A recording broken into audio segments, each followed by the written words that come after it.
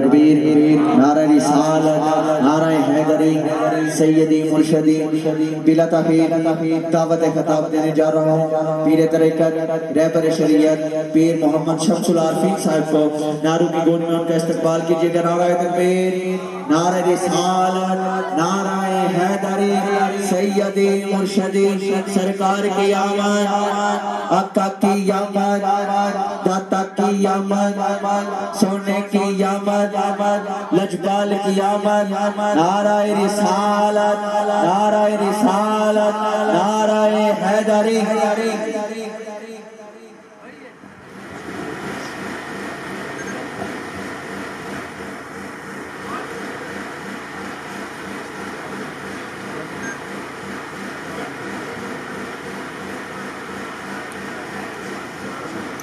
بارگاہ سید الامام میں پیار محبت عقیدت و احترام کے ساتھ بآواز بلند بولیے درود و سلام السلام علیہ رسول اللہ وعلی آلہ وصحبہ صلی اللہ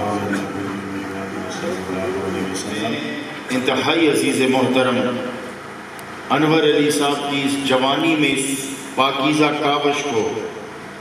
ہدیہ تبریک پیش کرتا ہوں اور ساتھ بھی یہ کہنا چاہتا ہوں کہ عزیز محترم قاری انصر الحق صاحب کتنے خوش نصیب ہیں کہ ہر سال ان کے ایصال ثواب کے لیے اس ہستی کا ذکر چھیڑا جاتا ہے، اس ہستی کے نام پر محفل منعقد کی جاتی ہے کہ میں نے دستور کائنات دیکھا ہے کہ جب کسی کو قبر میں اتارا جاتا ہے اشک بہانے والے سینکڑوں نظر آ رہے ہوتے ہیں، ماں صدقے واری جا رہی ہوتی ہے، بہن بھائی کے لیے قربان ہونے کے مختلف گیت گا گا کے آنسو بہا رہی ہوتی ہے، بھائی اپنے بھائی کی جدائی پر کلیجے پر زخم لیے دوستوں کے بیچ تڑپتا نظر آ رہا ہوتا ہے، بھائی اگر جوان بیٹا دنیا سے چلا جائے تو جگر چرا ہوا جگر لے کر اپنے عزیزوں میں بیٹھا اداسی کا پیکر نظر آ رہا ہوتا ہے، لیکن میں نے نہیں دیکھا کہ کسی کو قبر میں اتارا گیا ہو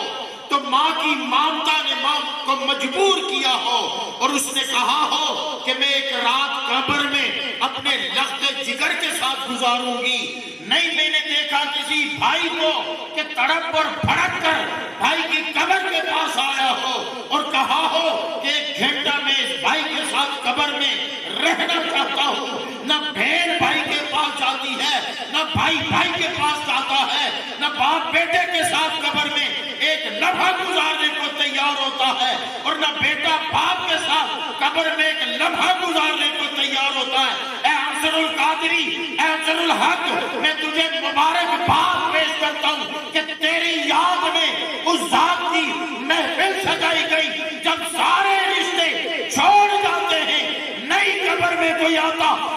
ہے تو مدینے والا آیا کرتا ہے۔ نعرہ تکبیر نعرہ رسالت نعرہ حیدری تو مدینے والا آیا کرتا ہے۔ تو میرے دوستو ایک عادت بنا کے رکھو، ایک عادت بنا کے رکھو اور آمد مصطفیٰ مرحبا مرحبا کا نعرے لگاتا رہا، نعرے لگاتے رہا کرو۔ ایک خوبصورت بات یاد آ گئی ہے، جب میں نے یہ واقعہ سنا تو میں اس کے لیے کسی دلیل کی تلاش میں تھا کہ کوئی حوالہ کوئی دلیل تو ہو کہ اس کی صداقت میں اس کو سامنے رکھا جائے۔ اللہ کا کرم ہوا کہ پھر ایک ایسی دلیل مل گئی کہ مجھے واقعے پر یقین آ گیا۔ واقعہ کیا تھا کہ میرے دوستو جب بڑھاپا غالب آ جاتا ہے نا، جب جوڑ دکھنے لگتے ہیں، انگ کمزور ہو جاتا ہے، تو پھر ہوتا کیا ہے کہ اٹھتے بیٹھتے جسم سے جب درد کی ٹیسیں اٹھتی ہے نا تو اس کا زبان سے اظہار ہوتا ہے۔ اظہار کس طرح ہوتا ہے؟ کوئی ہائے کرتا ہے، کوئی اف کرتا ہے، اور وہ کچھ ہو نہ ہو اٹھتے بیٹھتے منہ سے آواز ضرور نکل جاتی ہے، ہائے اماں جی، ہائے بے جی۔ اور یہ رشتہ بھی عجب رشتہ ہے کہ جب بھی ماں کا ذکر چھیڑا جائے تو 90 سال کا بابا بھی بچہ لگنے لگتا ہے، وہ بھی اپنے آپ کو بچہ محسوس کرتا ہے، کیونکہ وہ جتنا بھی بڑا ہو جائے وہ ماں سے چھوٹا ہی رہا کرتا ہے۔ تو ماں کا نام تو ضرور آتا ہے۔ ایک بڑھیا مائی تھی، اسے نبی پاک سے عشق تھا۔ اب جو اٹھتی اور بیٹھتی، جسم سے جب درد کی ٹی سے اٹھتی تو زبان پہ کیا آتا؟ ہمیشہ یہی آیا کرتا، او مدینے والے۔ یہ بات سمجھ میں آئی کہ نہیں آئی؟ زبان پہ کی بات آیا کرتی تھی، او مدینے والیا۔ جب اٹھتی درد ہوتا تو کہتی او مدینے والیا، جب بیٹھتی اور جوڑ درد کرتے تو کہتی او مدینے والا۔ جب کبھی درد آتا، کوئی دکھ آتا، کوئی صدمے کا سامنا ہو جاتا تو صدا لگایا کرتی تھی او مدینے والیا۔ آخر ایک وقت آیا کہ اسے بھی قبر میں اترنا پڑا، اور جب قبر میں اتارا جاتا ہے تو یقین جانیے میرے رونگٹے کھڑے ہو گئے یہ روایت پڑھ کر کہ منکر نکیر جب قبر میں داخل ہوتے ہیں نا تو اپنے دانتوں سے زمین کو چیرتے ہوئے آتے ہیں، اور قبر کو پھاڑ کے جب اندر داخل ہوتے ہیں نا، مردے کو جب اٹھا کے بٹھایا جاتا ہے نا تو یہ منکر نکیر بڑی ہیبت ناک صورت میں جب سامنے آتے تو ایک دفعہ کلیجہ چر جاتا ہے، ایک خوف کی کیفیت طاری ہو جاتی ہے۔ اب اسی طرح جب وہ قبر میں داخل ہوئے اور اس مائی کو جب بٹھایا گیا، منکر نکیر ہیبت ناک صورت میں جب سامنے آئے، اس کی نظر پڑی تو اس کا دیسی زبان میں مجھے کہنے دو کہ اس کا ترا نکل گیا، ڈر لگ گیا، کانپ گئی، لرز گئی، جوئی نظر پڑی اور جوئی ڈر لگا اسے تو اس کے منہ سے نکلا او مدینے والے، او مدینے والے۔ وہ منکر نکیر ایک دوسرے کو کہنے لگے ارے چھوڑو پہلا کیا دوسرا کیا، اس نے تو تیسرے سوال کا جواب ہی دے دیا، اس نے تو تیسرے سوال کا جواب ہی دے دیا ہے۔ میں یہی سوچ رہا تھا کہ اتنے میں مجھے اپنے آقا کریم کا قول ملا کہ مرنے والا اپنی عادت پہ مرا کرتا ہے، مرنے والا اپنی عادت پہ مرا کرتا ہے، اس لیے محافل میں آتے رہا کرو یا نبی کا نعرہ لگاتے رہا کرو۔ بات سمجھ میں آئے کہ نہیں؟ محافل میں آتے رہا کرو اور یا نبی کا نعرہ لگاتے رہا کرو۔ جب تمہاری عادت بن گئی نا تو کہیں قبر میں آمنا سامنا ہو گیا نا تو پھر کہہ لینا مر کے پہنچا ہوں میں یہاں اس دلربا کے واسطے۔ لیکن میرے دوستو اس کے لیے کیا ہے کہ آپ کے لیے آپ کی ضرورت ہے کہ اس جوانی میں ان محافل کا پر ایسا اثر مرتب ہونا چاہیے کہ جب آؤ تو دامن میں اگر کوئی گناہ کے داغ لے کر بھی آ گئے تو نبی کی محفل میں جب آؤ، آقا کریم کی محفل میں جب آؤ، اگر دامن داغدار بھی ہو تو جب آؤ تو ایک گناہ چھوڑ کے جایا کرو، ایک نیکی لے کے جایا کرو، ایک گناہ چھوڑ کے جایا کرو اور ایک نیکی لے کے جایا کرو۔ میرے دوستو یہ عارضی اور فانی زندگی ہے، کسی وقت بھی سانس کی ڈور ٹوٹ جانی ہے، پھر اندھیری قبر میں جانا ہے، گھٹا ٹوپ اندھیرا ہوگا، منو مٹی ڈال دی جائے گی، اس گھٹا ٹوپ اندھیرے میں جب سانپوں کے راستے بھی کھل جائیں گے، بچو کے لیے بھی راستے کھل جائیں گے، نہ سانپ کو روکنے کا کوئی ذریعہ بنے گا، نہ بچو کو روکنے کا کوئی ذریعہ بنے گا، نہ اس گھٹا ٹوپ اندھیرے میں کوئی کروٹ بدلوانے آئے گا۔ ارے آج دنیا میں ہو، گھر میں ہو، اگر بخار آ جائے تو ماں پاس بیٹھ کے سر دباتی ہے، بہن پانی لے کر دوائی لے کر پہنچ جاتی ہے، بھائی ڈاکٹر کو بلانے دوڑنے لگتا ہے، بچے کمبل لے کر آ جاتے ہیں، کوئی کروٹ بدلواتا ہے، کوئی کمبل اوڑھواتا ہے، کوئی دوائی سامنے رکھ دیتا ہے، کوئی پانی کا کہہ دیتا ہے، کوئی سر دبانا شروع کر دیتا ہے۔ ارے میرے دوستو جب دو پتلے سفید کپڑوں میں لپیٹ کر قبر میں اتار دیا جائے گا، گھٹا ٹوپ اندھیرا ہوگا، منکر نکیر ہیبت ناک صورت میں جب سامنے آ جائیں گے، کچھ جب پلے نہ ہوگا تو اس رسوائی سے بہتر ہے کہ آج اپنی پیشانی پر سجدے کا نور سمیٹ لو، زبانوں پر درود کی عادت لے لو، دل میں یاد الہی کا چراغ روشن کر لو، جب قبر میں اترو تو قبر بھی کہے کہ آج مدینے والے کا عاشق نظر آیا۔ نعرہ تکبیر، نعرہ رسالت، نعرہ حیدری۔ میرے دوستو میں اکثر ایک قصہ سنایا کرتا ہوں چونکہ نوجوانوں کی اکثریت بیٹھی ہے۔ میرے دوستو ایک مزے کی بات بتاؤں، ایک درویش اپنے مرشد سے نا، ایک مرید نے پوچھا کہ مرشد جی رب کبھی گناہگاروں پر بھی نظر کیا کرتا ہے، گناہگاروں کی طرف بھی کبھی رب توجہ فرمایا کرتا ہے؟ انہوں نے کہا بچہ میں کپڑے بننے کا کام کرتا ہوں،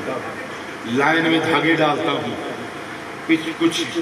اس شرکن غربن ڈالتا ہوں، کچھ اوپر نیچے ڈالتا ہوں، ان پر گہری نظر رکھتا ہوں، کہیں کوئی دھاگا ٹوٹ جائے نا تو میں اسے گھرا لگا لیا کرتا ہوں، اور جب گھرا لگاتا ہوں نا پھر بار بار اس دھاگے کو دیکھتا رہتا ہوں کہیں پھر نہ ٹوٹ جائے۔ اسی طرح جب گناہگار توبہ کرتا ہے نا تو رب بار بار نظر کرم فرماتا ہے کہ اس کا پھر کہیں دل نہ ٹوٹ جائے، پھر کہیں نہ بکھر جائے، پھر کہیں دور نہ نکل جائے۔ اور میرے دوستو، ایک مائی تھی، اکلوتا اس کا بیٹا تھا، تنہا ایک ہی اس کی اولاد تھی۔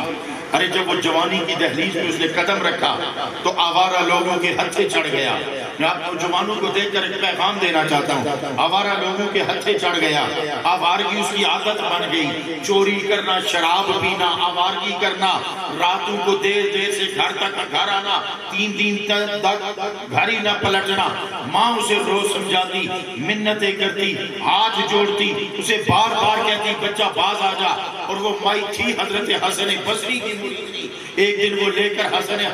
حضرت حسن بصری کے پاس گئی کہ حضرت جی اس کو کچھ ہدایت فرمائیں، اسے کچھ نصیحت فرمائیں، اس پر کچھ نظر کرم فرمائیں۔ آپ نے بھی سمجھایا مگر وہ باز نہ آیا۔ ایک دن کیا ہوا کہ گھر آیا، بخار میں مبتلا ہے، جسم پر پسینہ آیا ہوا ہے، جسم کانپ رہا ہے، چارپائی پر لیٹ گیا۔ ماں نے کاوا دیا، کاڑا دیا، دوائیں دی، اب مرض بڑھتا جا رہا ہے، جسم کمزور ہو گیا، جسم لاغر ہو گیا۔ جب اسے پتہ چلا نہ میری ٹانگوں میں طاقت رہی، نہ میرے ہاتھوں میں طاقت رہی، نہ میں چلنے کے قابل رہا، اب سارے گناہ ایک کیسٹ کی صورت میں اس کے سامنے چلنا شروع ہو گئے۔ ایک فلم چل رہی ہے، اسے اپنی خطائی یاد آئی، سرکشی یاد آئی، بغاوت یاد آئی، گناہ یاد آیا، شرارت یاد آئی، کبھی چوری یاد آ رہی ہے، کبھی کسی کا دل دکھانا یاد آ رہا ہے، ادھر کالی قبر سامنے ہے، ادھر کالی رات سامنے آ رہی ہے۔ ایک دفعہ جب دل لرز گیا تو ماں کو بلایا، کہا ماں مجھے لگتا میرا آخری وقت آ گیا ہے، اب شاید میں اٹھ کے چلنے قابل نہ رہوں، شاید میں چل نہ سکوں، شاید میں پھر نہ سکوں، شاید ان ٹانگوں پر میں آ کے تمہیں چلتا نظر نہ ہوں، مگر ادھر مجھے کالی رات نظر آ رہی ہے۔ اماں اگر میرے پاس بخشش کی کوئی امید رہ گئی ہے تو اتنی رہ گئی ہے کہ اگر تیرے پیر میرا جنازہ پڑھا دے تو شاید میری بخشش ہو جائے، شاید میری بخشش ہو جائے۔ اب ماں ہوتی ہے، اٹھ کے چلی حضرت حسن بصری کے دربار پہ، ہاتھ جوڑ کے کھڑی ہو گئی، کہتی ہے حضرت جی بیٹا میرا آخری مراحل میں ہے، قریب المرگ ہے، اگر آپ توجہ فرمائیں، شفقت فرمائیں تو اس نے ایک درخواست بھیجی ہے کہ اگر وہ فوت ہو جائے تو آپ اس کا جنازہ پڑھا دیں۔ آپ نے فرمایا جا مائی، اس کی نہ کوئی نماز کی گواہی موجود ہے، نہ اس نے کوئی توبہ کی، نہ میری بات مانی ہے، میں اس کا جنازہ نہیں پڑھاؤں گا۔ اب ماں جب واپس آئی، اب ٹانگیں کانپ رہی ہیں، رنگ زرد ہے، ہونٹ خشک ہے، جسم لرز رہا ہے، اپنی کٹھیا کا دروازہ کھولا، جو ہی اندر قدم رکھا، بیٹا دیکھتے ہی سمجھ گیا اور کہتا ہے اماں تیرا رنگ بتاتا ہے، تیرا کانپنا بتا رہا ہے، تیرے لرزتے ہونٹ بتا رہے ہیں کہ پیر نہیں مانے۔ میں کہا بچہ میں کہا کرتی تھی نہ باز آ جا، تو نہیں باز آیا، تو نہیں رکا، تو پیر مکر گئے ہیں، انہوں نے تیرا جنازہ پڑھانے سے انکار کر دیا ہے۔ انہوں نے کہا اماں ایک ہی امید کی کرن رہتی تھی، آج وہ بھی مجھے بجھتی نظر آئی ہے، یہ شمع بھی گل ہو گئی ہے، اب مجھے چاروں طرف اندھیرا نظر آتا ہے۔ اماں پھر میری ایک نصیحت یاد رکھنا، جب میں مر جاؤں نا تو مجھے نہلانا بھی نہیں، مجھے کفنانا بھی نہیں، مجھے کفنانا بھی نہیں، میرے گلے میں رسی ڈال کے نا تو ان گلیوں میں گھمانا اور میرے دوستوں کے دروازوں کے سامنے سے میرا لاشا گھسیٹ کے لے جانا اور کچرے کے ڈھیر پر پھینک دینا تاکہ کتے بلے کھا جائیں، اور میرے دوست جب میرا حشر دیکھیں گے شاید میری حالت دیکھ کر کوئی تو نبی کو امتی توبہ کر جائے گا۔ بس اب احساس ندامت کا پیدا ہونا تھا۔ اب میں آپ کو صرف اتنا بتانا چاہتا ہوں کہ خدا کے لیے اپنے اس رب سے رشتہ مضبوط کرو جو اتنا مہربان ہے، جو اتنا کریم ہے۔ ادھر رب مہربان، ادھر نبی کی ذات مہربان، اور کیا خوب کہا گیا، یا رب تو کریمی ورسول تو کریم، ست شکر کے ہستین میان دو کریم۔ اتنا اس کا کہنا تھا کہ تھوڑی دیر میں اس کی روح نکل جاتی ہے، جب اس کی روح نکل گئی تو ماں نے اس کا لاشا سیدھا کیا، اب اپنے گھر کی دریاں سیدھی کر رہی ہے، جو اس کی گٹھڑیاں تھیں ان کو باندھ کے ایک طرف رکھ رہی ہے، دوسرے لفظوں میں وہ پھوڑی بچھا رہی تھی، گھر کا اپنی کٹیا کی حالت درست کر رہی تھی کہ اب میں دروازہ کھولوں گی، اعلان ہوگا تو لوگ میرے بچے کی میت کے پاس آئیں گے۔ ابھی وہ اندر اپنے کام میں لگی ہوئی تھی، اتنے میں کیا ہوا کہ دروازے پہ دستک ہوتی ہے، دروازے پہ دستک ہوتی ہے، جب کھولتی ہے تو ماں حیران رہ جاتی ہے، وہ ورطہ حیرت میں ڈوب جاتی ہے، کیا دیکھتی ہے کہ حضرت حسن بصری سامنے کھڑے ہیں اور کہتے ہیں مائی تیرا بچہ مر گیا؟ اس نے کہا حضرت جی آپ کو کس نے بتایا؟ ابھی تو میں نے کنڈی بھی نہیں کھولی، ابھی تو میں نے کسی کو اطلاع ہی نہیں دی، آپ اپنے آستانے سے اٹھ کر آ گئے، آپ کو کس طرح پتا چلا میرا بچہ مر گیا ہے؟ اس نے کہا مجھے نہیں پتا تیرے بچے نے کیا عمل کیا ہے، رب اتنا مہربان ہوا کہ تیرے آنے کے بعد میں تھوڑا سا آرام کرنے کے لیے لیٹا ہی تھا، تھوڑی غنودگی آئی کہ اتنے حاتف غیبی سے آواز آئی کہ حسن بصری اٹھ جا کے میرے ولی کا جنازہ پڑھا دے۔ میرے دوستو میں اب آپ سے پوچھنا چاہتا ہوں کب آپ کی توبہ کا وقت قریب آئے گا؟ کب اللہ کے دربار سے معافی مانگنے کا وقت آئے گا؟ کس دن توبہ کرو گے؟ اتنی بات کہہ دوں کہ وہ دن آنے سے پہلے توبہ کر لو کہ جب روح جسم سے نکال دی جائے گی اور جسم بیکار کہیں پڑا ہوگا اور اس وقت تو نام بھی کوئی نہیں لے گا، ہر کوئی کہے گا میت کو اٹھاؤ، میت کو لٹاؤ، میت کو دھلاؤ، میت کو نہلاؤ، میت کو کفناؤ، میت کو لاؤ۔ ارے تمہارا تو نام تک نہ رہے گا، تمہارا تو کوئی رشتہ تک نہ رہے گا، تمہارا تو کوئی تعلق تک نہ رہے گا۔ اس لیے میرے دوستو آخری وہ لمحات، اب چونکہ اس عنوان سے بہتر عنوان کوئی نہیں سمجھ رہا کہ آقا کریم علیہ السلام کی کوئی ایک سنت اختیار کر لو۔ آج یہاں اٹھنے سے پہلے پتہ چلے کہ سید زادوں کی درگاہ سے آئے تھے، ارے یہ تو وہ گھرانہ ہے، یہ تو وہ گھرانہ ہے کہ تیر برس رہے ہیں، تلواریں بے نیام ہیں، سورج آگ برسا رہا ہے، صحرا تپتے تانبے کی طرح گرم ہو رہا ہے، اور کیا رہا ہے کہ شہزادہ مولد کس چیز کی مانگ رہا ہے؟ وہ اس چیز کی مولد نہیں رہا مانگ رہا کہ چند لمحے دے دو میں اپنے بچوں کو دیکھ لوں، چند لمحے دے دو میں ان کو کوئی وصیت کر رہا ہوں، چند لمحے دے دو کہ میں اپنی سکینہ کو دیکھ لوں، چند گھڑیاں دے دو کہ میں اپنی بہن زینب سے تھوڑی مجلس کر لوں۔ نہیں، اگر مولد مانگی تو اتنی مانگی کہ اس ظالموں اتنا تو وقت دے دو کہ میں سجدہ کر کے خدا کو منا لوں، میں دوستی کا حق ادا کر لوں۔ یہ تو اس خانوادے کے پاس بیٹھے ہوئے ہو، اے اہلیان جلی، آج کے بعد پتہ چلے کہ جب حی علی الفلاح کی صدا بلند ہو اور آپ کے کانوں سے یہ آواز ٹکرائے، میں آج آپ کو عقیدے کی بات دے کے جا رہا ہوں۔ ارے مجھے نہیں پتا نماز کیا ہوتی ہے، یہ تو کسی فقیہ کو پتا ہوگا، مجھے نہیں پتا رکعتیں کیا ہوتی ہیں، یہ تو کسی امام کو پتا ہوگا، مجھے نہیں پتا کب جھکنا ہے، یہ تو کسی عالم کو پتا ہوگا، مجھے نہیں پتا کتنی تسبیح نماز میں پڑھنی ہے، یہ تو کسی ذاکر کو پتا ہوگا۔ ارے مجھے تو اتنا پتا ہے کہ نماز کیا ہے۔ کسی نے سینے پہ ہاتھ باندھا تو میں نے اس سے پوچھا سینے پہ کیوں باندھ رہے ہو؟ کسی نے ناک کے نیچے باندھا، میں نے اس سے پوچھا کہ ناک کے نیچے کیوں باندھ رہے ہو؟ کسی نے رفع یدین کیا تو میں نے اس سے پوچھا رفع یدین کیوں کرتے ہو؟ کسی نے منع کیا تو میں نے اس سے پوچھا منع کیوں کر رہے ہو؟ کسی نے بلند آواز سے آمین کہا تو کسی نے خاموش ہو کر کہا۔ میں نے جس سے بھی وجہ پوچھی اس نے ایک ہی بتا دیا، جس نے بھی پوچھا ایک ہی وجہ بتائی۔ ارے جس نے سینے پہ باندھے دلیل یہی لایا، جو ناف پہ باندھ رہا ہے دلیل یہی لایا، جو رفع یدین کر رہا ہے دلیل یہی لایا، جو نہیں کر رہا دلیل یہی لایا۔ دلیل کیا ہے؟ کہ مصطفیٰ نے ایسا کیا۔ نعرہ تکبیر، نعرہ رسالت، نعرہ حیدری۔ دلیل ایک ہی لایا ہے کہ مصطفیٰ نے ایسا کیا ہے۔ تو پھر ان مکتب دانش والوں سے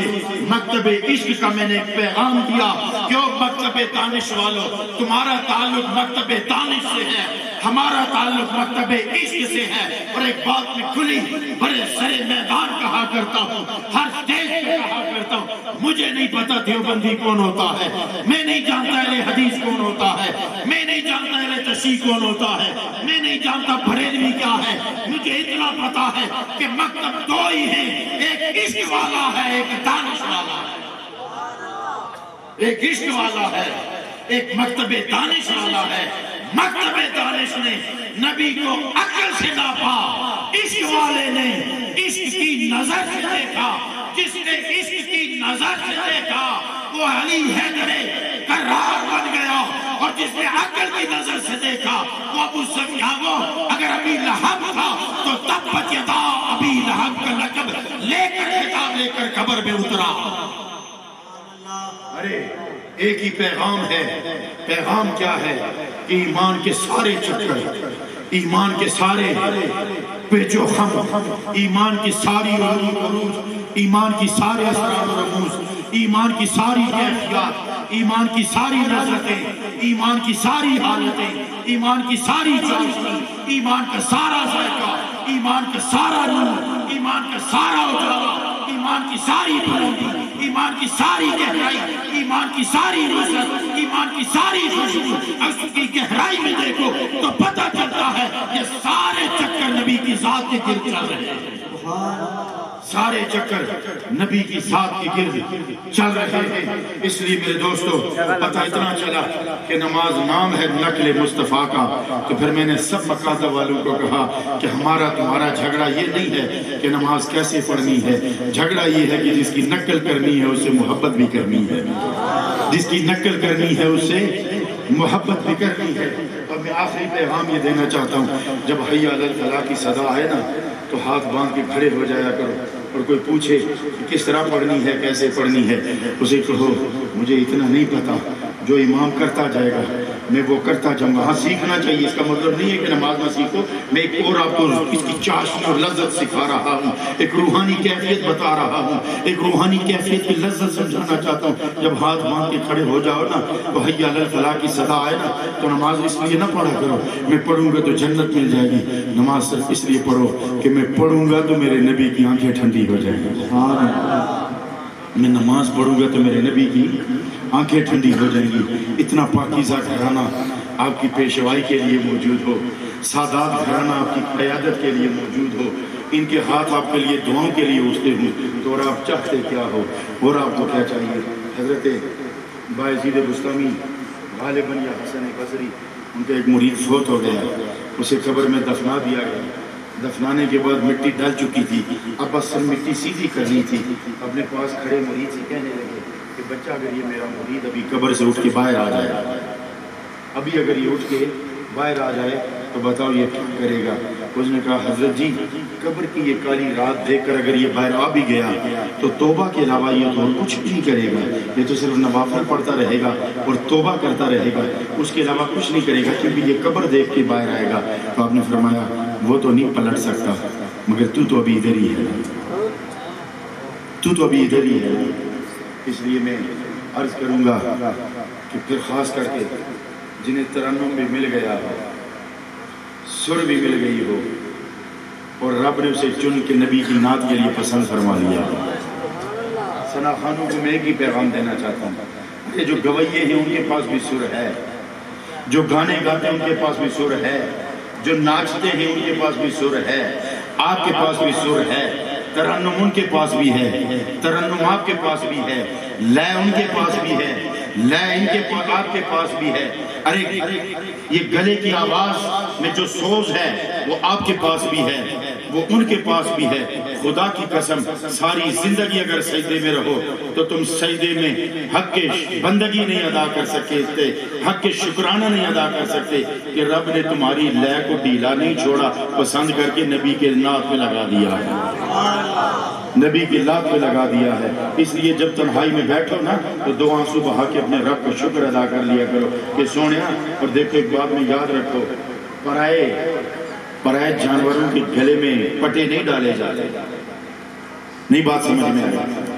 جو مالک کا اپنا مال ہوتا ہے نا اسی کے گلے میں پٹے ڈالے جاتے ہیں، تو رب بھی جس کو اپنا بناتا ہے نا اسی کے گلے میں محبت رسول کا پٹا ڈالا۔ تو اس لیے اب میں لمبے چوڑے عنوان کی طرف نہیں جاتا، میں شکر پر بھی تھوڑا سا بولتا اور آپ کے سماعتوں کی نظر میں اپنی گزارشات کرتا کہ شکر کس کو کہتے ہیں اور کس چیز کا شکر کرنا چاہیے اور شکر پر ملتا کیا ہے اور شکر کرنا کس کا چاہیے. لیکن اب چونکہ مجھے بہت سارا سفر کرنا ہے لیکن میری عادت نہیں، خاص کر کے پھر اتنی عظیم ہستیوں کو حکم ہو اور ان کے حکم کے تحت حاضر ہو جاؤں تو پھر میری عادت نہیں کہ میں اپنے سفر کی داستانیں بیان کرتا پھروں. ورنہ میں مختصر اتنا بتا دوں کہ کل میں نے مغرب جا کے خوشاب میں پڑھنی ہے اور اس سے پہلے میں نے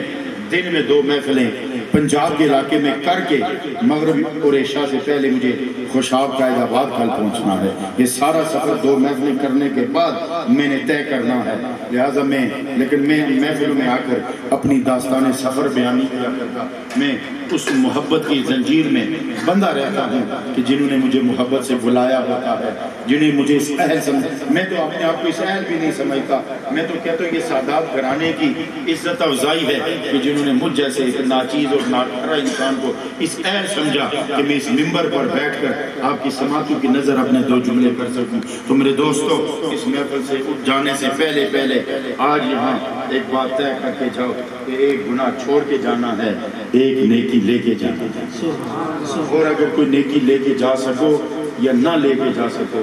اتنا کر کے جانا کہ جب یہاں سے اٹھ کے جاؤ تو تمہارا اخلاق اتنا بدل چکا ہو کہ جس سے بات کرو مسکرا کے بات کرو، نظریں جھکا کے بات کرو. السلام علیکم اگر وہ کہتا ہے تو تم جواب میں 3 جملے 3 الفاظ بڑھا کے جواب دو. کوئی راستہ پوچھے تو بڑی محبتوں سے بتا دیا کرو. کوئی بڑا سامنے آئے تو اٹھ کے اسے جگہ دے دیا کرو. یہ ساری عبادتیں آقا کریم علیہ السلام کی سخاوت کا اندازہ کرو. عرض کی کہ یا رسول اللہ اگر کسی کے پاس کھجور بھی صدقہ کرنے کا اگر کوئی طاقت نہ ہو تو آپ نے فرمایا کہ مسکرانے پر تو کچھ نہیں نہ لگتا، مسکرا کے بات کرو تو یہ بھی صدقہ ہو جائے گا. اتنا سخی دین اور اتنا لجپال گھرانہ، پھر پاکیزہ اہل بیت کا گھرانہ، سادات کا گھرانہ. میں اس موضوع پر بھی کچھ گزارشات کرنا چاہتا تھا. زندگی ہوئی موقع ملا تو 17 مارچ کو سیدوں کے ٹھکانے میں کھڑا ہو کے پھر سادات کے حوالے سے میں چند گزارشات آپ کی سماعتوں کی نظر کروں گا. میں عرض کروں گا کہ علی کون ہے؟ ارے جب کوئی جنم لیتا ہے تو کپڑے پہنے جاتے ہیں. ارے جب کوئی جنم لیتا ہے تو اسے غسل دیا جاتا ہے. جہاں کعبے کو دھویا بھی نہیں جاتا. ارے یہ تو پھر کمال کی بات ہے نا. اللہ رب العزت آپ کی میری یہ حاضری اپنے دربار کریمانہ میں قبول و منظور فرمائے. اور کوشش کرنا کہ صبح اٹھ کے فجر بھی پڑھ سکو، کوشش کرنا کہ کل زور بھی پڑھ سکو. وما علینا دعائیں آمین. الحمدللہ رب العالمین والعاقبۃ للمتقین والصلاۃ والسلام علی رحمۃ للعالمین وعلی آلہ واصحابہ اجمعین. اے الہ العالمین، یہ جو پاکیزہ بزم نور و سرور بعنوان رحمتوں نور کی برسات، یہ جو محفل منعقد کی گئی ہے، اس میں تلاوت کی صورت میں، نعت کی صورت میں،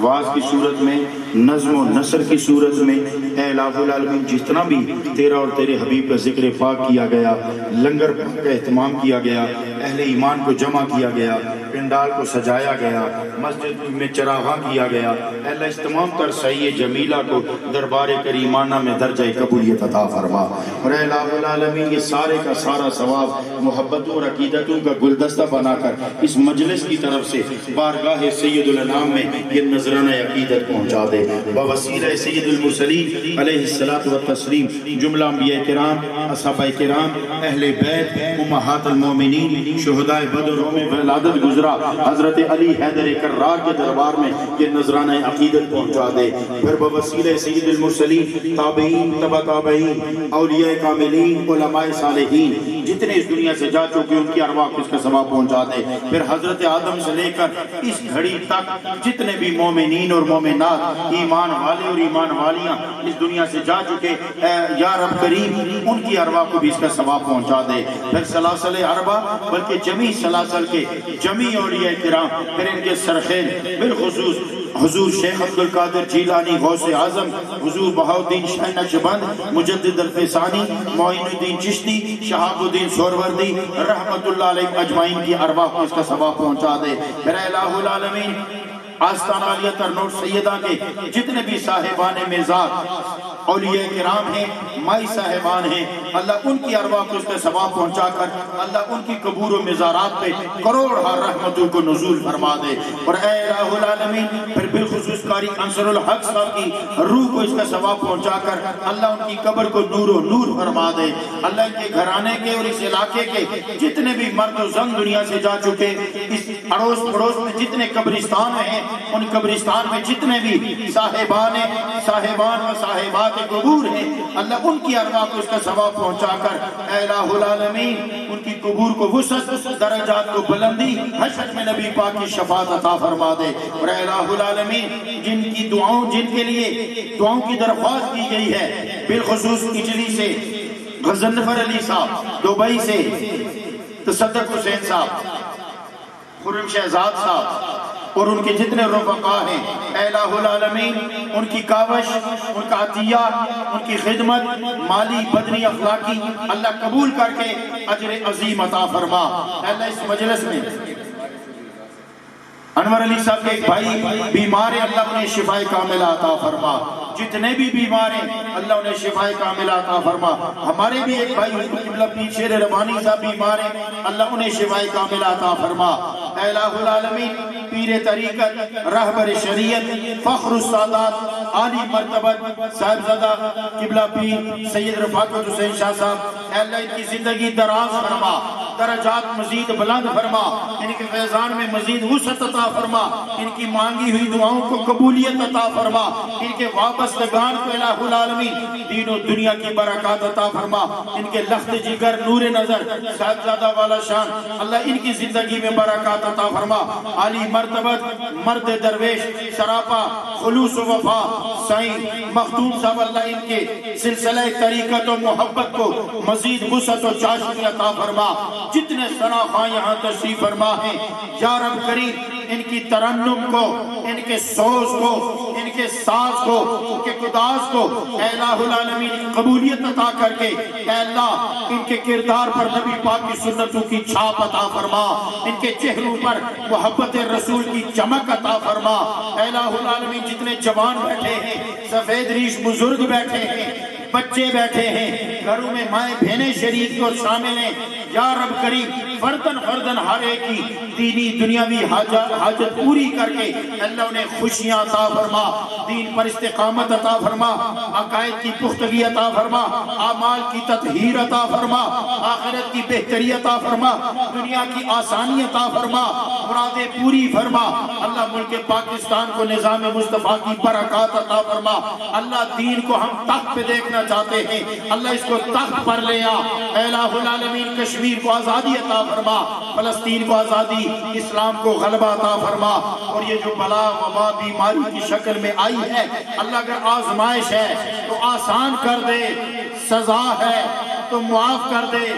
سازش ہے تو بے نقاب کر دے۔ نبی پاک کی ساری امت کو اس بلا سے محفوظ فرما بالخصوص، اور انسانیت کو اس بلا سے محفوظ فرما بالعموم، اور انہیں ہدایت اور راہ راست عطا فرما بالخصوص۔ تیرے دربار میں التجا ہے اللہ ہم سب کا بیڑا پار کر دے۔ آخر میں اے اللہ تیرے دربار میں التجا ہے ہر وہ خیر ہمیں عطا فرما جو خیر تیرے حبیب نے تجھ سے طلب فرمائی، ہر اس شر سے اپنی پناہ عطا فرما جس شر سے تیرے حبیب نے تیری پناہ طلب فرمائی۔ صلی اللہ تعالی علی خیر خلقہ محمد وعلی آلہ وصحبہ اجمعین برحمتک یا ارحم الراحمین۔